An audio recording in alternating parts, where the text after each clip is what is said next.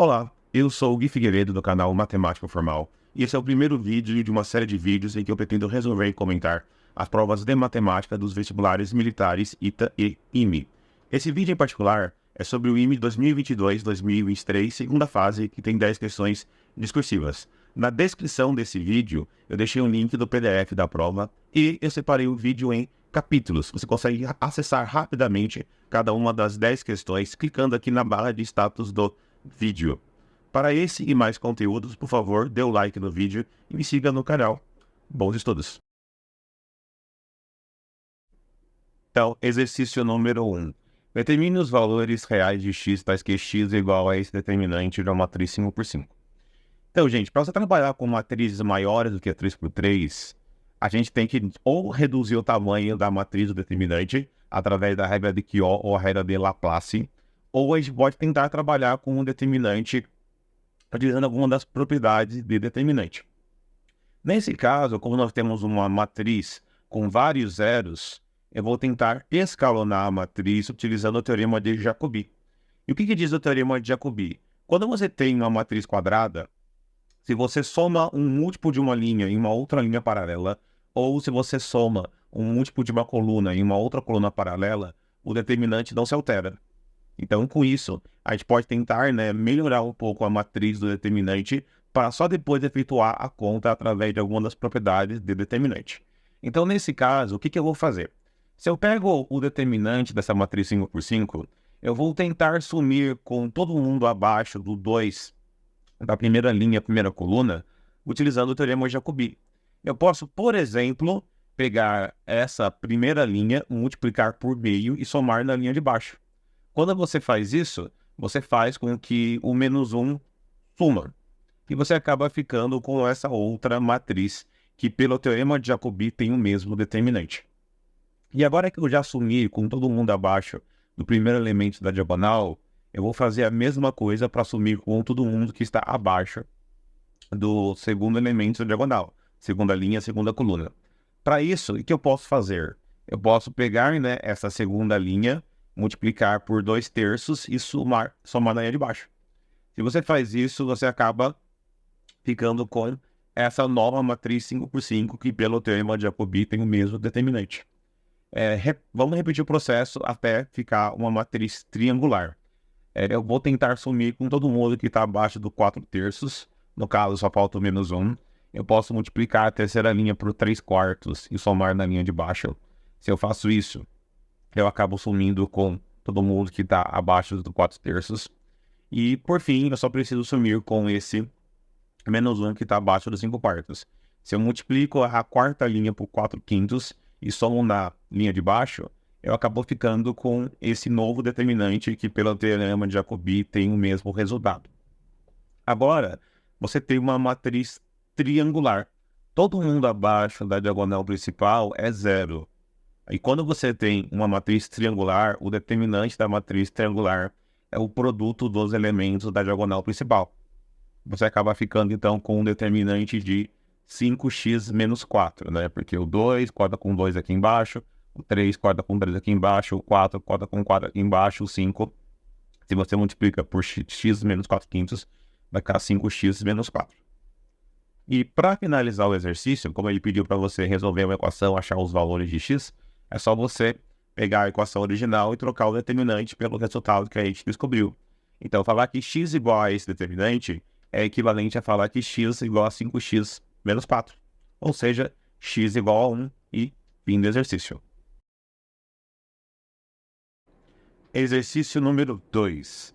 Seja f igual a 1 mais tangente de alfa mais secante de alfa vezes 1 mais cotangente de alfa menos cossecante de alfa.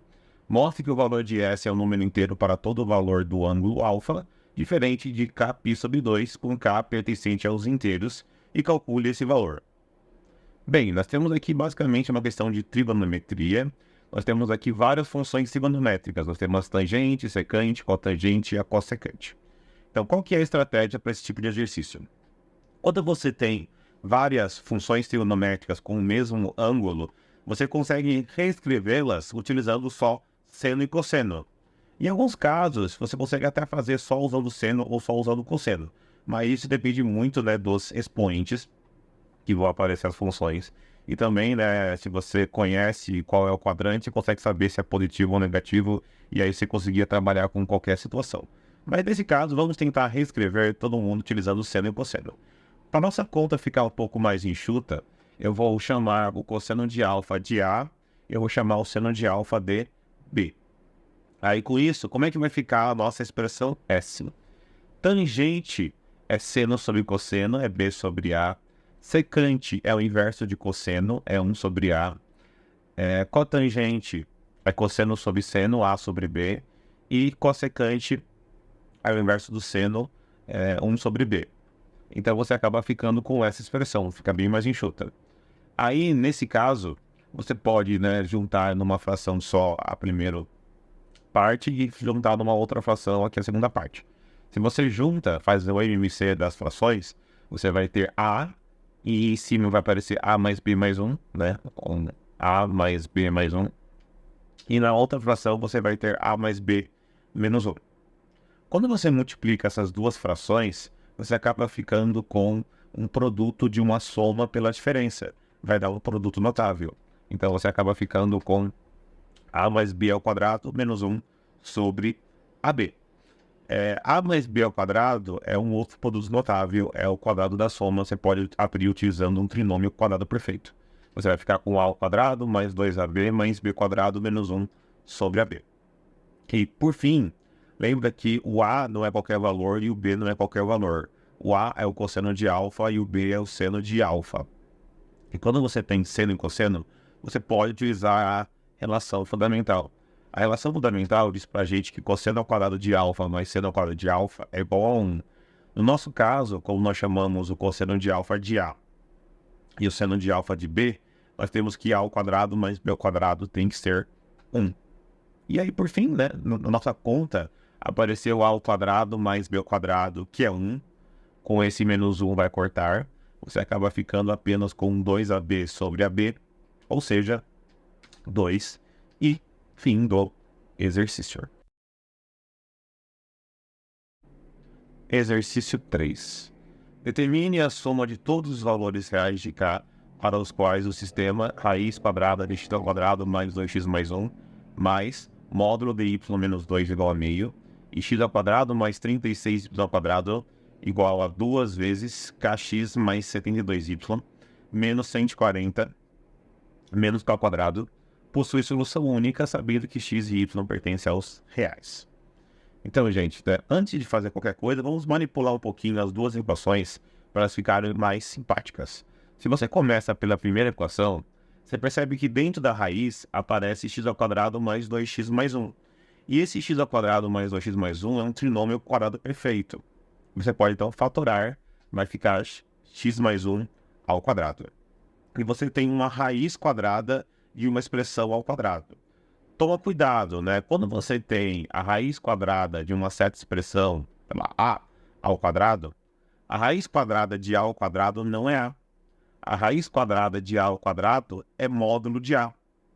Você não pode, né, simplesmente cortar, porque a raiz quadrada nos reais, por definição, é sempre um valor positivo. Então a raiz quadrada de 9 não é mais ou menos 3, é exatamente 3. Então, nesse caso, se você, né, corta o quadrado com a raiz, cuidado, você tem que deixar um módulo. Então, você vai ter a soma de dois módulos igual a meio. E a segunda equação, você tem x ao quadrado mais 36y ao quadrado igual a 2 vezes kx mais 72y menos 140 menos k ao quadrado. É importante que você saiba reconhecer que tipo de equação é essa. Sempre que você tem o x ao quadrado e y ao quadrado, e não tem ninguém ocupa, ou um expoente maior, ou nenhuma função não polinomial, um seno, ou cosseno, ou um exponencial, mas enfim. Nesse tipo de equação, nós chamamos de uma cônica. Existem vários tipos de cônica. Você tem a circunferência, você tem a elipse, você tem a hipérbole. Em alguns casos, você até pode ter o que nós chamamos de uma cônica degenerada. Você pode ter, né, duas retas, você pode ter um ponto, que fazendo a conta você percebe que não vai ser nenhuma das clássicas. Mas enfim, né, um jeito mais comum de você trabalhar com as cônicas é completando trinômios quadrados perfeitos. Então eu vou manipular um pouquinho para ficar algo mais simpático. O que eu posso fazer? Eu tenho aqui x ao quadrado. Aqui você tem um 2kx na direita, joga para a esquerda, vai ficar menos 2kx. Você tem aqui menos k ao quadrado na direita, se você joga para a esquerda, fica mais k ao quadrado. E esse 36y ao quadrado, com esse 144y, se você joga todo mundo para a esquerda, você pode colocar o 36 em evidência e vai sobrar o menos 140 na direita. Tá? Eu só manipulei um pouquinho, joguei algumas coisas para a esquerda e algumas coisas para a direita. E agora, o que eu faço? Esse pedaço do x já é um trinômio quadrado perfeito. Eu tenho x ao quadrado menos 2kx mais k ao quadrado, já é um trinômio quadrado perfeito. Já esse outro pedaço, y ao quadrado menos 4y, para dar um trinômio quadrado perfeito, está faltando um 4. Porque aí você vai ter, né, o quadrado de y, o quadrado de 2, desculpa, e 2 vezes y vezes 2. Vai dar um trinômio quadrado perfeito. Então eu vou somar um 4 aqui dentro. Mas quando você soma 4 e se está multiplicando por 36, isso é equivalente a somar 144. E se você soma 144 na esquerda, você soma 144 na direita também. E agora sim, né, a gente pode fatorar esses dois trinômios quadrados perfeitos. Nós ficamos então com essa equação e então nós temos esse sistema. Ele quer que este sistema ele seja em solução única. Como nós temos dois tipos bem diferentes de equações, é difícil você encontrar, né, essa característica de ter solução única de forma puramente algébrica. Então, a minha estratégia aqui é fazer o gráfico dessas duas equações e ver o que é necessário para ter solução única. Antes de mais nada, agora que nós já manipulamos esse tipo de equação de baixo, essa cônica, a gente já consegue saber qual que é o formato exato dessa figura. Quando você tem uma cônica, que jogando todo mundo para o mesmo lado, o x e o y estão elevados ao quadrado, com coeficientes diferentes, porém de mesmo sinal, isso se trata de uma elipse. Se fosse o mesmo coeficiente, seria uma circunferência, e se você tivesse, né, coeficientes diferentes, só que um positivo e um outro negativo, isso seria uma hipérbole. Se por acaso só um deles estivesse ao quadrado, seria uma parábola, mas nesse caso nós temos uma elipse. Para trabalhar com elipse, é comum a gente deixar na forma reduzida. Eu vou passar esse 4 aqui para o outro lado dividindo, eu acabo ficando com essa equação, né? Aqui vai ficar sobre 4, aqui 36 sobre 4 vai dar 9 em cima, e isso é equivalente a 1/9 embaixo, tá? Então o formato de uma equação de elipse é x menos x do centro ao quadrado sobre a ao quadrado, o a é o semi-eixo maior, né, ou semi-eixo do x, y menos 2, que é o y do centro ao quadrado, sobre b ao quadrado, igual a 1, né? Em que o a é o eixo do x, o semi-eixo do x, e o b é o semi-eixo do y. Tá? Então eu já consigo fazer o desenho disso, né? O centro vai depender de k, mas as dimensões, né, os dois eixos, não vão depender de k. Isso vai ser bem interessante, porque nós temos uma elipse fixa, a gente só vai, né, talvez andar um pouco com ela, né? A gente vai só transladar ela. E como é que fica o gráfico da primeira equação? Você sabe fazer gráfico com módulo? Então vamos fazer aqui o nosso plano cartesiano. E o que interessa, né? Seguinte, esse x mais 1, tá dentro do módulo, ele é igual a 0 quando x vale menos 1. E esse y menos 2, ele é igual a 0 quando y vale 2. E por que isso é importante? Quando x for maior do que menos 1, isso vai se comportar de um jeito. E quando o x for menor do que menos 1, isso vai se comportar de um outro jeito. Quando o y é maior do que 2, isso vai se comportar de um jeito. E quando o y é menor do que 2, isso vai se comportar de um outro jeito. Então, né, o nosso gráfico vai ter uma cara diferente para cada pedaço do plano cartesiano. A gente vai utilizar como referência essas duas retas. Nós temos o x igual a menos 1, porque a direita disso tem um comportamento, a esquerda tem outro. E a reta y igual a 2, porque acima disso tem um comportamento, abaixo tem um outro comportamento. Então, para cada um desses 4 pedaços formados por essas duas retas, você vai ter, né, o nosso gráfico utilizando uma equação diferente. Por exemplo, né, quando está acima e na direita, isso aqui é positivo, o módulo é o próprio x mais 1. Isso daqui é positivo, o módulo é igual ao próprio y menos 2. E você acaba ficando com uma equação de reta. Para cada pedaço, você vai trocar o sinal de uma ou das duas parcelas e você vai acabar ficando com outro tipo de equação de reta, mas nesse caso, como não tem x ao quadrado nem nada do tipo, vão ser 4 trechos de retas. A gente pode, né, utilizar um deles como referência e depois fica fácil. Porque aqui, né, se você quer que a soma seja meio e aqui não tem nenhum coeficiente multiplicando x nem o y, você pode ir meio para cima ou meio para a direita. E aí você vai ter, então, esse pedaço de reta, esse segmento de reta que foi meio para cima e meio para o lado. Tudo bem? Então você consegue pegar esse pedaço. Os outros vão acabar sendo simétricos, né? Porque se você pega aqui um valor um pouquinho maior do que 2 e um pouquinho menor do que 2, vão ter o mesmo módulo e a mesma coisa com o x. Você vai ficar, então, com esse tipo de figura, você acaba ficando com um losango, tá? Os vértices desse losango estão aqui nesses 4 pontos. Perfeito? E para fazer a nossa elipse, observa que o x do centro é k e o y do centro é 2. Vai ficar alinhado com o centro desse losango, alinhado na horizontal. Você acaba ficando, então, com algo parecido com isso. Você tem aqui o x do centro, que é k, e como o azinho, que é o semi-eixo maior, é 2, você vai ter, né, k menos 2 e k mais 2 são as duas extremidades desse eixo maior. E se você altera o k, você vai apenas deslocar na horizontal essa elipse. Se você quer que tenha apenas uma intersecção, você pode fazer com que a extremidade da esquerda da elipse coincida com a extremidade da direita do losango. Então, nesse caso, seria necessário k menos 2 igual a menos 1.000, ou seja, k igual a 3 sobre 2. Ou você pode ajuntar as outras duas extremidades. Você pode fazer, né, com que a extremidade da direita da elipse seja igual à extremidade da esquerda do losango. Nesse caso, então, ó, o k mais 2 tem que ser igual a menos 3 sobre 2. Então você fica com k igual a menos 7 sobre 2. Essas são as duas únicas possibilidades. Qualquer valor intermediário vai intersectar pelo menos 2 vezes, né? Inclusive, né, como tem uma simetria em relação a y igual a 2, qualquer ponto acima vai ter um simétrico embaixo, que também é a solução. E se você pegar um valor que não está nesse intervalo, elas nem vão se encostar, elas vão ter 0 intersecções. Nesse exercício, ele pediu a soma dos valores de k, então você tem soma menos 2, e aí, fim do exercício. Exercício 4.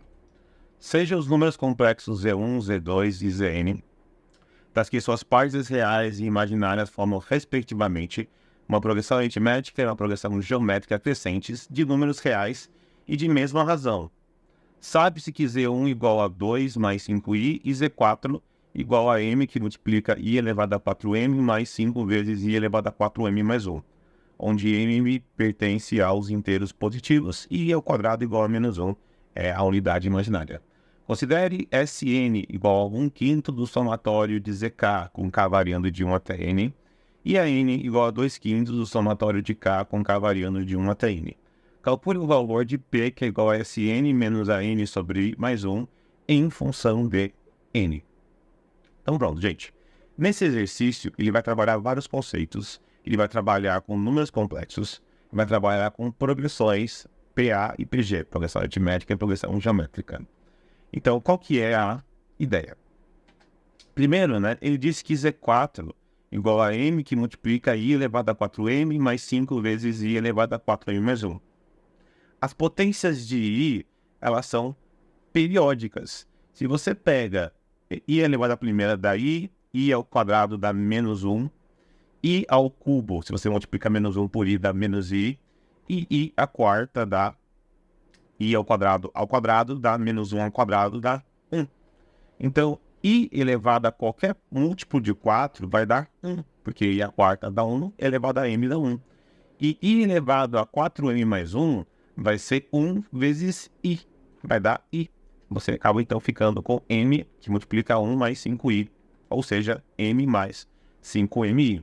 Então essa é a parte real do Z4 e 5m é a parte imaginária do Z4.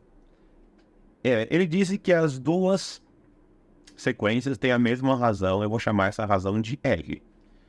Como o Z1 igual a 2 mais 5i, quer dizer que o primeiro termo da PA é 2 e o primeiro termo da PG é 5.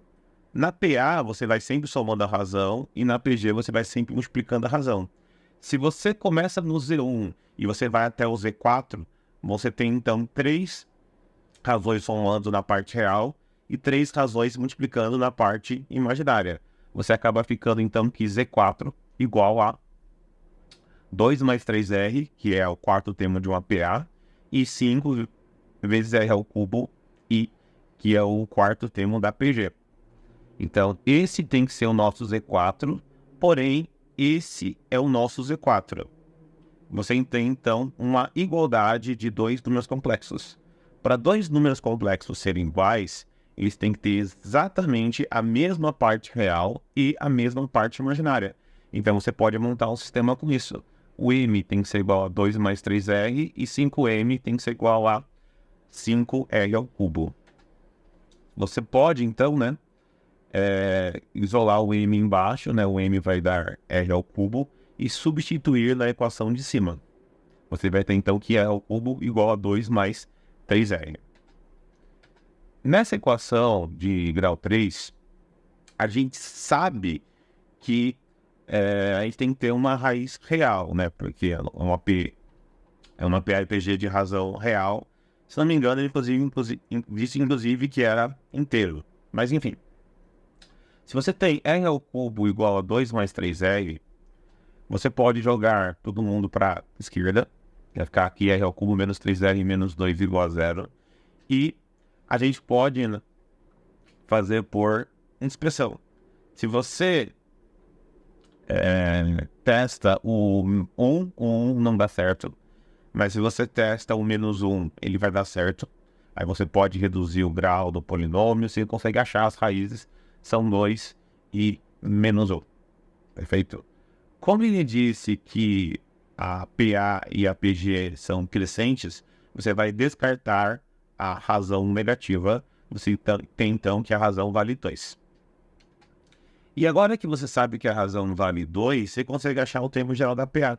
O termo geral da PA é o primeiro termo mais a razão vezes a posição menos 1. N menos 1, no caso é K menos 1, vai dar 2K. E o termo geral da PG é o primeiro termo vezes a razão elevado a posição menos 1, K menos 1.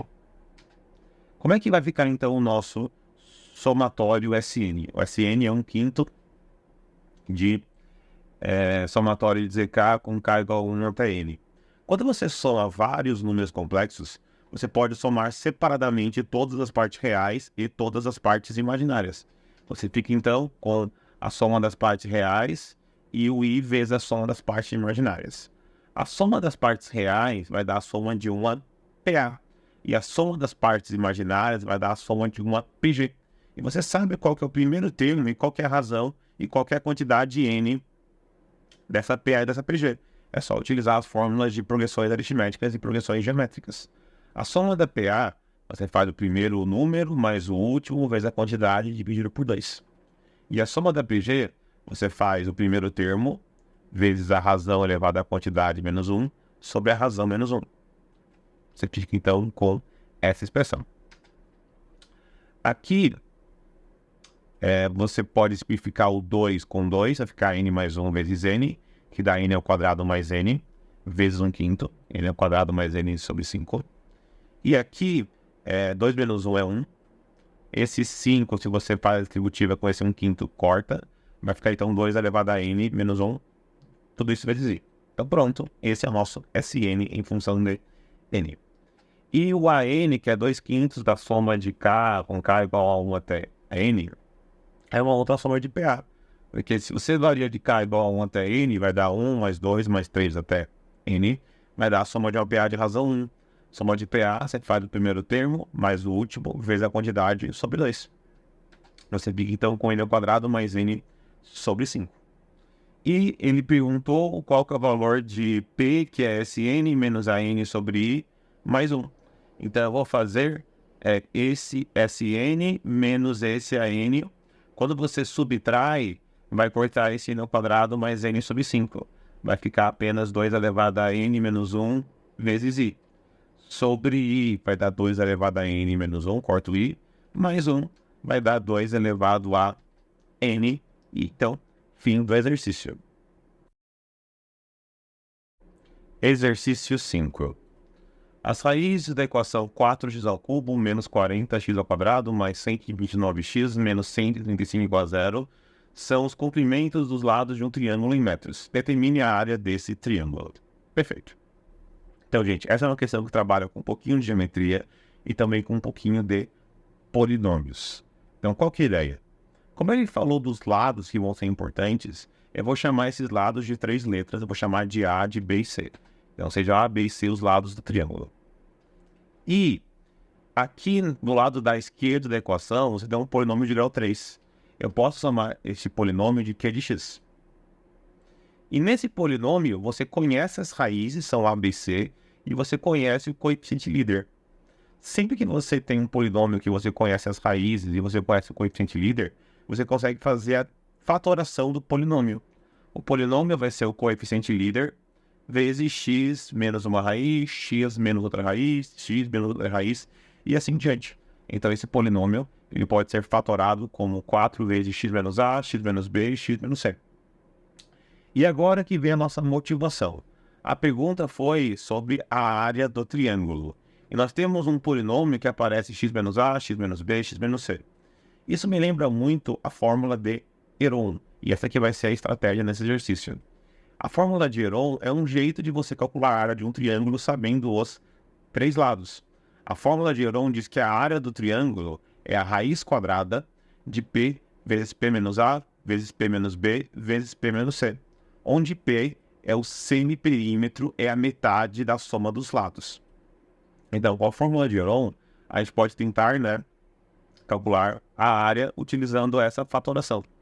Primeira coisa que eu preciso é saber qual que é o semiperímetro, qual que é metade do perímetro.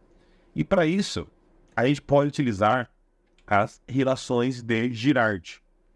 As relações de Girard diz que a soma das raízes é menos esse sobre esse, o produto 2 a 2 é esse sobre esse, e o produto das 3 raízes é menos esse sobre esse. Então, pelas relações de Girard, a soma das raízes A mais B mais C vai ser menos 40 sobre 4. Vai dar, então, 10. E se a soma das 3 raízes, se a soma dos lados é 10, nós temos que o nosso semiperímetro é a metade disso. O nosso semiperímetro é 5. Como eu estou interessado em achar a área por Heron, eu preciso de 5 menos A, 5 menos B, 5 menos C. E para fazer aparecer 5 menos A, 5 menos B, 5 menos C, eu posso substituir no nosso polinômio. O Q de 5, pela fórmula não fatorada, é 4 vezes 5 ao cubo, menos 40 vezes 5 ao quadrado, mais 129 vezes 5, menos 135. Você até pode colocar o 5 em evidência e fica um pouco mais fácil. 4 vezes 25 dá 100, menos 200 dá menos 100, mais 129 dá 29, menos 27 dá 2, vezes 5 dá 10. Ou seja, o Q de 5 vale 10. Porém, se você substitui pela forma fatorada, o Q de 5 vai ficar 4 vezes 5 menos A, 5 menos B, 5 menos C. Então, isso tem que dar 10, que é a mesma coisa, é o mesmo polinômio. Se você passa o 4 dividindo, você descobre então que 5 menos A, 5 menos B, 5 menos C é igual a 5 sobre 2, que é 10 sobre 4. E, por fim, eu posso calcular a área utilizando a fórmula de Heron. Pela fórmula de Heron, você tem que a área é a raiz quadrada de P vezes P menos A, P menos B, P menos C. O P é 5, e esse P menos A, P menos B, P menos C é 5 sobre 2. Você vai ficar, então, com 5 raiz de 2 sobre 2 metros quadrados, porque ele diz que os lados estão em metros e fim do exercício. Exercício 6. Dado um dodecaedro regular, escolhe-se 3 vértices ao acaso. Calcule a probabilidade dos 3 vértices escolhidos pertencerem a uma mesma face. Perfeito. A primeira coisa que a gente tem que descobrir é quantos vértices tem um dodecaedro. Tem mais de um jeito de você descobrir isso. Eu vou mostrar aqui 3 maneiras diferentes de você descobrir quantos vértices tem o dodecaedro. A primeira maneira é utilizando o conceito de sólido dual. O que é um sólido dual? Quando você pega qualquer poliedro, por exemplo, vamos trabalhar aqui com os poliedros regulares, nós temos 5 poliedros regulares. Nós temos o tetraedro, que são 4 faces triangulares. Nós temos o cubo ou hexaedro, que são 6 faces, que são quadrados. Nós temos o octaedro, que são 8 faces triangulares. Nós temos o dodecaedro, é esse que ele perguntou, que são 12 faces pentagonais. E nós temos o icosaedro, que são 20 faces triangulares. Então, o que é um sólido dual? Se você pega os centros das faces desses poliedros e você liga esses centros, você acaba formando um outro sólido. No caso do tetraedro, se você liga os centros das faces, você acaba formando um outro tetraedro menor. No caso do cubo, se você pega os centros das faces do cubo e você liga, você acaba formando um octaedro. Então a gente fala que o octaedro é o dual do cubo. E se você faz a mesma coisa com o octaedro e você liga o centro das faces, você acaba formando um cubo. Então um cubo é o dual do octaedro. E o que tem de interessante sobre poliedros duais, sobre sólidos duais?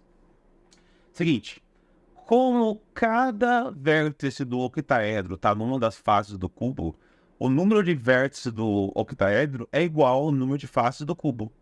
E como todo vértice do cubo está numa face do octaedro, o número de vértices do cubo é igual ao número de faces do octaedro. Por isso que o cubo tem 6 faces e o octaedro tem 6 vértices. O octaedro tem 8 faces e o cubo tem 8 vértices. Beleza? E esses dois sólidos que sobraram, o dodecaedro e o icosaedro, eles são interessantes porque eles são duais um do outro. Se você pega as faces do dodecaedro e você liga os centros, você vai ter um icosaedro. E se você liga os centros das faces de um icosaedro, você vai ter um dodecaedro. Perfeito? Então, sabendo que o dodecaedro é o dual do icosaedro, você sabe que o dodecaedro vai ter 20 vértices. Perfeito? E, gente, outra maneira de você fazer isso é através de um sisteminha. Você pode, então, utilizar V menos A mais F igual a 2, que é a relação de Euler. Todo poliedro convexo, o número de vértices menos o número de arestas mais o número de faces é igual a 2. Também pode utilizar um conceito de contagem dupla. Quando você pega cada aresta não está em exatamente 2 faces. Então, se você soma quantas arestas tem em cada face, cada aresta vai aparecer 2 vezes. Ela vai aparecer uma vez em cada face. Então, como no dodecaedro todas as faces são pentágonos, se você faz 5 mais 5 mais 5 mais 5 mais 5, uma vez para cada face, você vai contar cada aresta 2 vezes. Então, 5 vezes o número de faces é igual a 2 vezes o número de arestas. E como é um dodecaedro, né? São 12 faces. Resolvendo o sisteminha, você descobre então que o número de vértices é igual a 20, o número de arestas é 30 e o número de faces é 12. Então a gente descobre do mesmo jeito que o dodecaedro tem 20 vértices. E o último jeito é o seguinte: existe um jeito de você calcular qual é a soma de todos os ângulos internos de todas as faces. E o legal é que essa fórmula não depende do número de arestas ou do número de faces. Esse cálculo depende apenas do número de vértices.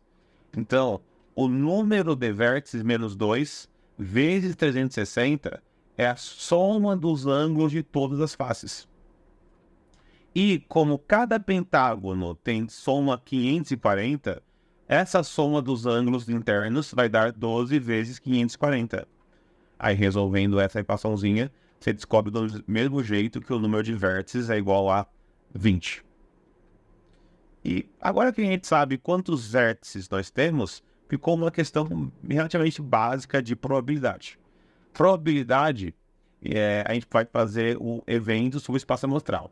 Ele falou que ele vai escolher, ao caso, 3 vértices e ele quer que sejam 3 numa mesma face. Então, probabilidade é o evento, que são os casos favoráveis, sobre o espaço amostral, que é o total. No nosso caso, o nosso espaço amostral, o total de casos, a gente vai escolher 3 vértices ao acaso.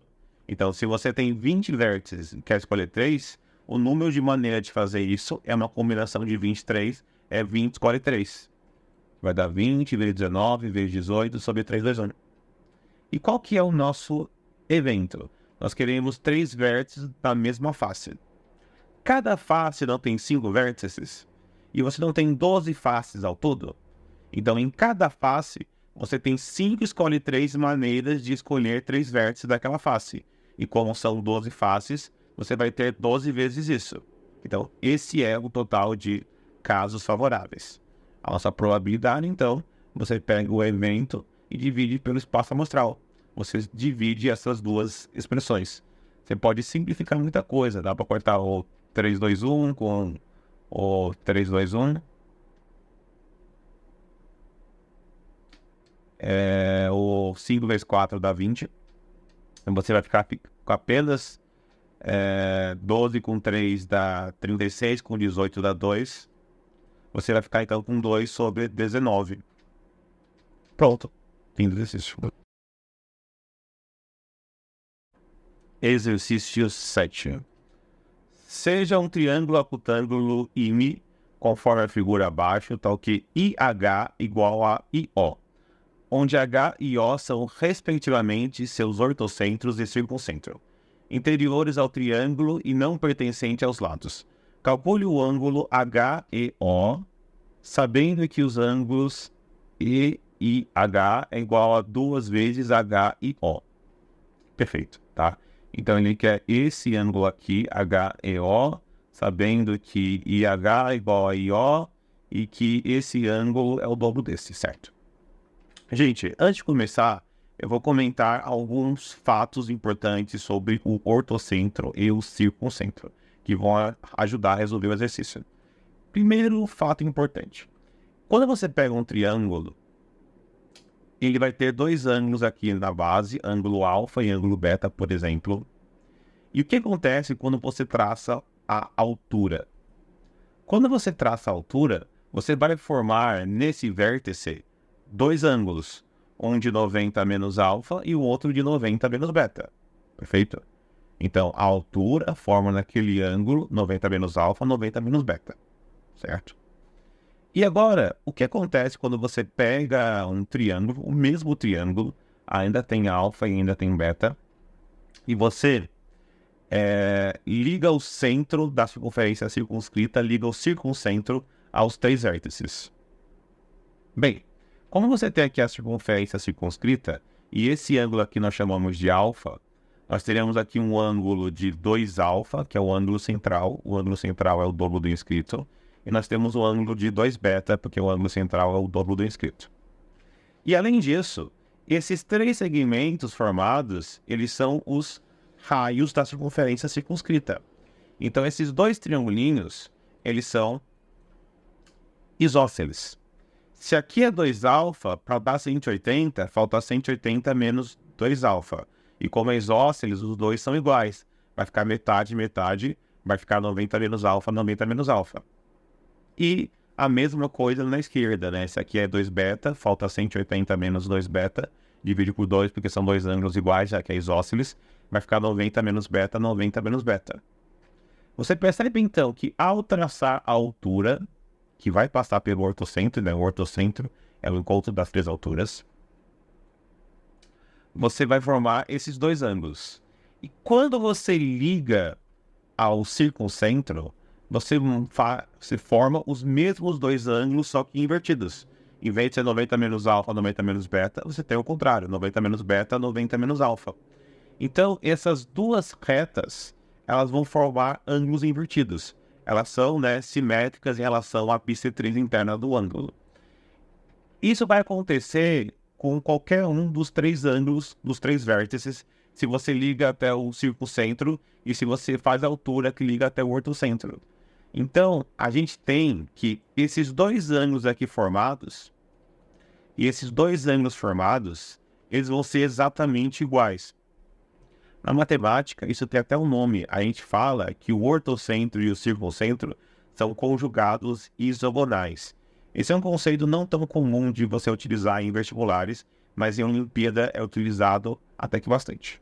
Então, essa é a primeira coisa importante, né? Quando você liga de um vértice até o ortocentro e de um vértice até o circuncentro, os dois ângulos formados são iguais. E a segunda coisa importante é, ele não falou algo sobre o HI, que é a distância do vértice até o ortocentro? Tem uma outra propriedade bem interessante quando você tem o vértice e o ortocentro ligados. Qual que é a ideia? Bem, o ortocentro é o encontro das alturas e o circuncentro é o encontro das mediatrizes, que liga ao ponto médio formando 90 graus, certo? Uma reta que passa pelo ponto médio formando 90 graus. Gente, perceba que as alturas são paralelas às mediatrizes. E as mediatrizes não passam por um ponto médio. Se você liga esses dois pontos médios, você vai ter uma base média, que é paralela à base do triângulo. Então, como a altura é paralela à mediatriz e base média é paralela à mediana, a base média é paralela à base, esses dois triângulos formados, eles têm todos os lados paralelos entre si. Então, esses dois triângulos eles vão ter os mesmos ângulos, eles vão ser dois triângulos semelhantes. E como a base média, além de ser paralela, é metade da base, a razão de semelhança é de 1 para 2. Isso quer dizer, então, né, que se você chama aqui o ponto médio de F, você tem que o OF vai ser metade do HI. Perfeito? Então, essas são as duas coisas que a gente vai utilizar nesse exercício. Vamos voltar agora, então, para a figura original. Pronto. Perfeito. O que eu posso fazer, né? Bem, ele disse que esses dois segmentos são iguais, HI e IO. Então, IO é o raio da circunferência circunscrita, é o errão. Então, você tem dois errões. E como aqui é o centro da circunscrita, se você liga até o E e até o M, você também vai ter errão e errão. Perfeito? Ótimo. Eu vou utilizar aquela propriedade que eu acabei de comentar, né? Se você faz do vértice até o ortocentro, isso vai ser o dobro do circuncentro até o ponto médio. Então, essa distância aqui vai ser R sobre 2. E como você tem um triângulo retângulo que tem R como hipotenusa e R sobre 2 como cateto, esse triângulo é um triângulo que tem os ângulos de 30 graus, 60 graus, 90 graus.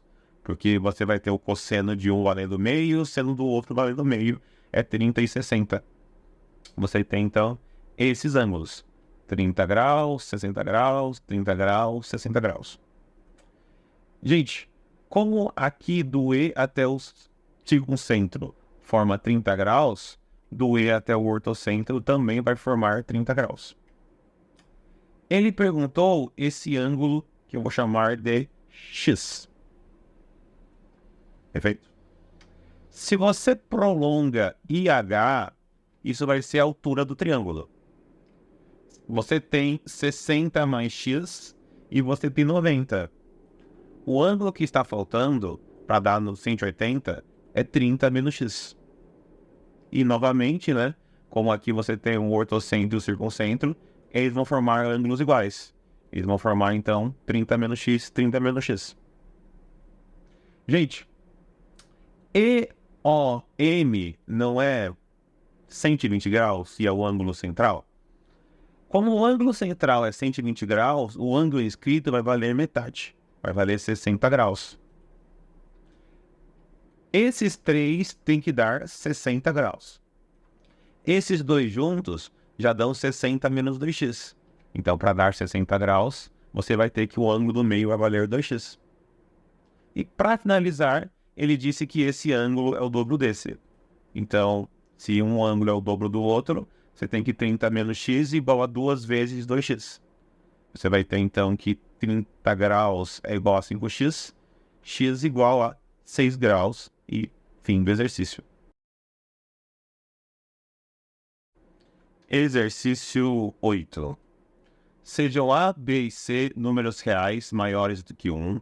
Considere a expressão S igual a xy mais yz mais xe mais 2 vezes x mais y mais z mais 3 sobre x mais 1, y mais 1, z mais 1, onde x igual ao log de AB na base C, y igual ao log de AC na base B e z igual ao log de BC na base A.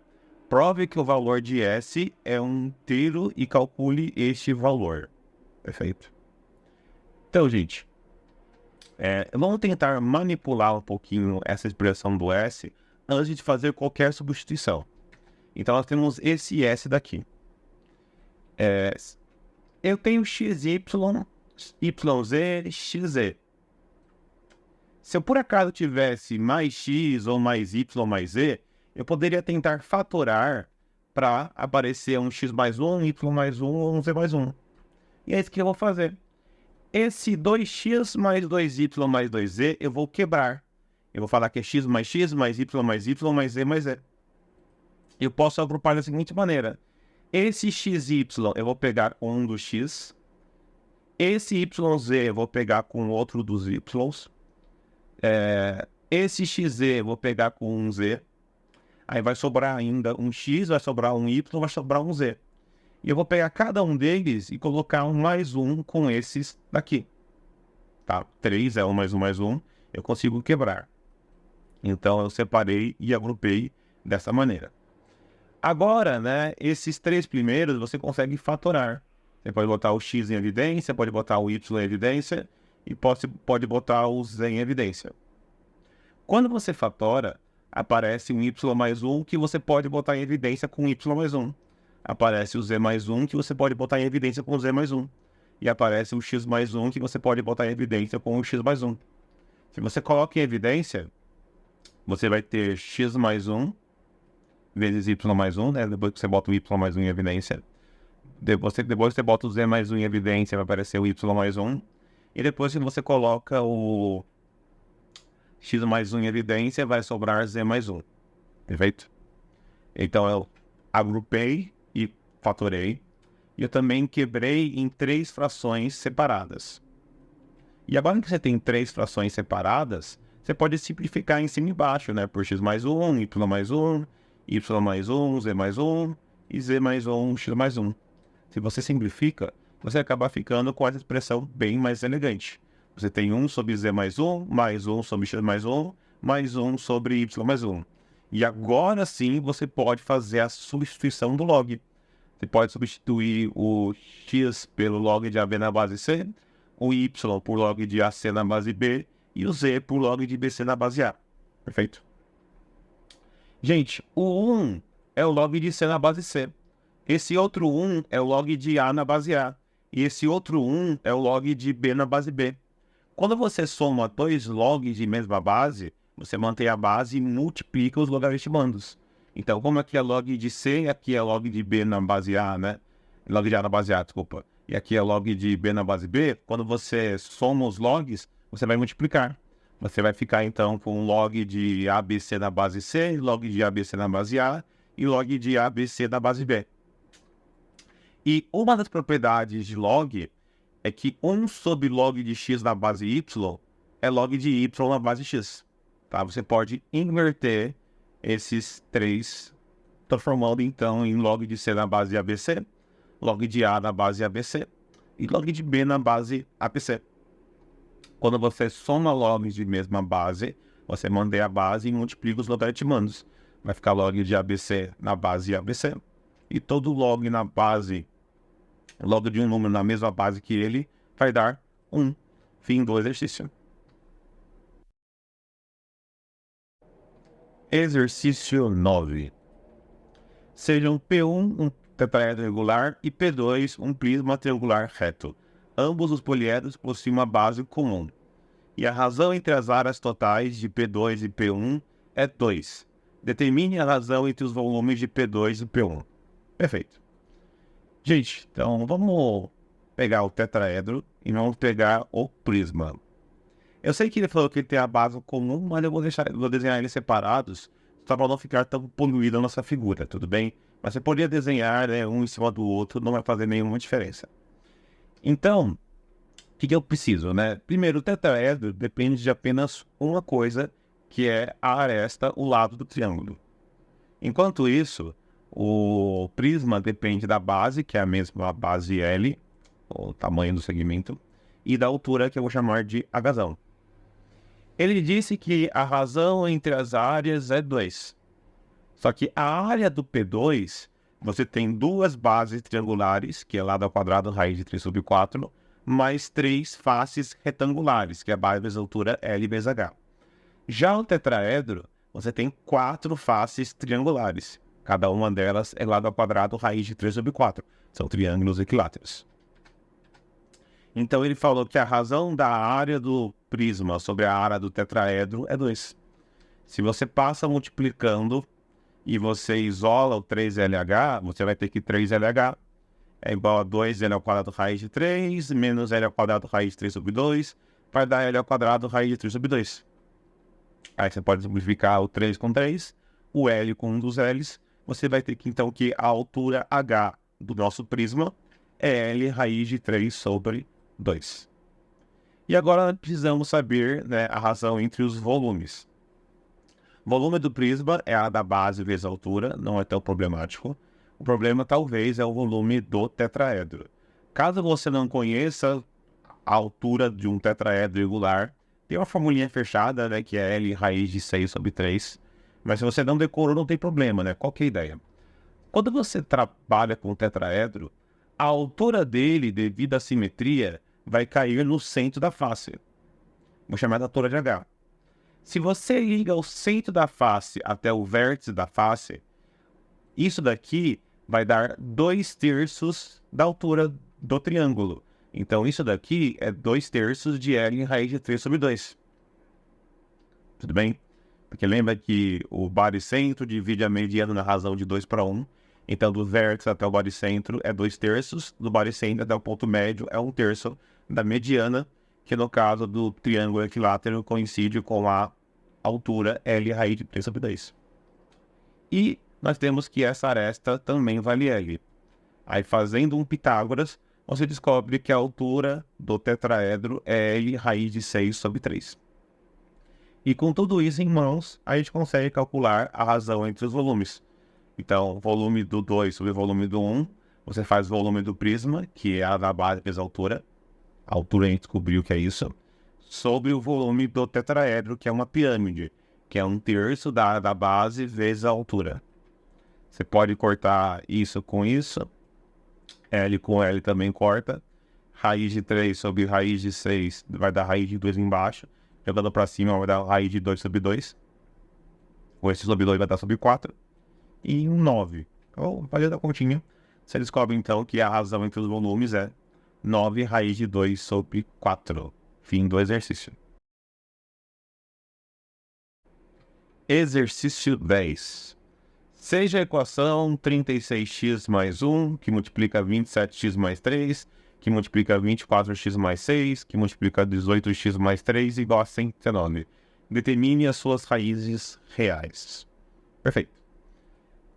Gente, esse tipo de exercício, como é uma equação de grau 4, costuma dar trabalho, você tem que ter sorte de achar uma raiz inteira, se tiver. Mas, infelizmente, aqui nenhuma das raízes é inteira, né? Dá para perceber que não tem nenhuma raiz inteira, porque, por exemplo, esse fator 24x mais 6, ele é um número par, e o produto dá ímpar. Então, as raízes eu sei que não são inteiras. Isso já dificulta bastante. Eu vou só manipular um pouquinho antes de tentar adiantar, né, as contas. O que eu posso fazer, né? Nessa equação aqui, eu posso pegar esse fator, botar o 3 em evidência, pegar esse fator, botar o 6 em evidência, pegar esse fator, botar o 3 em evidência. Vai ficar 3 vezes 6 vezes 3, vai dar 54. Se você passa o 54 para o outro lado dividindo, você descobre que isso ficou 7 sobre 2. Então, 36x mais 1 vezes 9x mais 1 vezes 4x mais 1 vezes 6x mais 1 vai dar 7 sobre 2. Né? Como eu comentei, não dá inteiro. Você até pode tentar fazer a distributiva, mas vai ficar um negócio enorme, tá bom? Eu vou tentar uma coisa que vai dar certo, né? Mas isso é muita questão de tentativa e erro, né? Nesse tipo de exercício, não tem uma fórmula fechada que seja muito eficiente para trabalhar, né? Mas ir testando, ver se você consegue ter uma sacadinha esperta. O que eu vou fazer, né? Primeiro, eu não acho interessante multiplicar, né, o maior deles com o segundo maior e multiplicar aqui depois os dois maiores, né? Eu vou inverter um pouquinho a ordem para ver se aparece algo interessante. Eu vou multiplicar o maior com o menor e os dois do meio um com o outro. Se você multiplica esses dois, você vai ficar com 144x ao quadrado mais 40x mais 1. E se você multiplica esses dois, você vai ficar com 54x ao quadrado mais 15x mais 1. Perfeito? E, gente, aqui se você coloca o 8 em evidência, vai ficar 8 vezes 18x ao quadrado mais 5x mais 1. E no outro, se você coloca o 3 em evidência, vai ficar 3 vezes 18x ao quadrado mais 5x mais 1. Apareceu uma expressão de segundo grau nas duas coisas que são iguais, né? 18x ao quadrado mais 5x. Eu vou fazer, então, uma mudança de variável. Vou utilizar uma variável auxiliar. Eu vou chamar 18x ao quadrado mais 5x de A. E aí a nossa equação vai ficar 8A mais 1 vezes 3A mais 1 igual a 7 sobre 2. Agora nós temos uma equação de segundo grau da variável A, que é mais fácil de trabalhar. Se você faz a distributiva, você até pode multiplicar por 2, né, para ficar sem fração, você chega em 48A ao quadrado mais 22A menos 5 igual a 0. Aí, resolvendo por Bhaskara, as raízes não são bonitinhas, você descobre que ou A igual a menos 5 oitavos, ou A igual a 1 sexto. E agora que você sabe os dois valores de A, você testa cada um deles e vê o que acontece.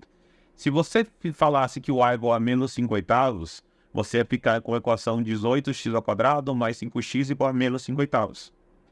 Porém, né, se você joga todo mundo para o mesmo lado e faz o Bhaskara, o delta dá negativo. O delta vai ficar 25 menos 18 vezes 5 oitavos vezes 4. Vai dar maior do que 25. Então, o delta dá negativo, não tem nenhum valor real para esse caso. Mas se você pega o 1 sexto, jogando todo mundo para o mesmo lado, você vai ter uma equaçãozinha de segundo grau.